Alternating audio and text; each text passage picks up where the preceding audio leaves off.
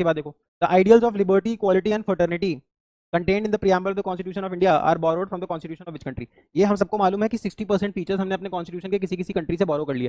बोरो करना कोई गलत चीज नहीं होती, अगर कोई चीज कहीं पे अच्छी हो रही है तो आप उसको बिल्कुल कॉपी करो। This everyone knows that the 60% of Indian constitution is almost copied from, और वैसे लगभग 85% है, तो 85%, almost 85% of our constitution is copied from different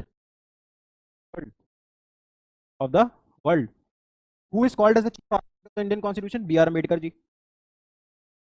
Who was the legal advisor of the Indian Constitution when the Indian Constitution was being formed by the Constituent Assembly? Who was the legal advisor? Sir B.N. Rao. Sir B.N.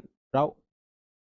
अब ये मत बोला इनको British, अगर British, जब हम British के subject हुआ करते थे, तो अगर आप ब्रिटिश के सब्जेक्ट हैं और आप कुछ अच्छा करते हैं तो वहाँ की जो क्वीन होती है वो आपको नाइटहुड देती है।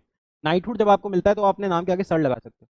तो that is why sir B.N. Rau, he was the advisor, he was the architect. Now the ideals पूछता है, लिबर्टी, इक्वालिटी और फ्रेटर्निटी नाम का कॉन्सेप्ट हमने अपने प्रीएम्बल में डाल रखा है। लिबर्टी मतलब आज़ादी, इक्वालिटी मतलब बराबरी, फ्रेटर्निटी मतलब भाईचारा। ये हमने कॉन्सेप्ट कहाँ से लिया? ये चीज़ें आपको याद करनी पड़ेंगी, इसमें आपको कोई बहुत ज़्यादा कंसेप्ट सिखाया नहीं जा सकता है। तो आप सबको पता होगा 1789 में हुई थी फ्रेंच रेवोल्यूशन।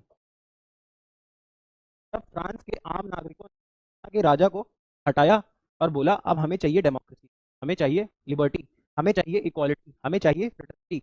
ये सारा कॉन्सेप्ट हमने कहाँ से कॉपी किया है? फ्रांस। समझ में आया? चले।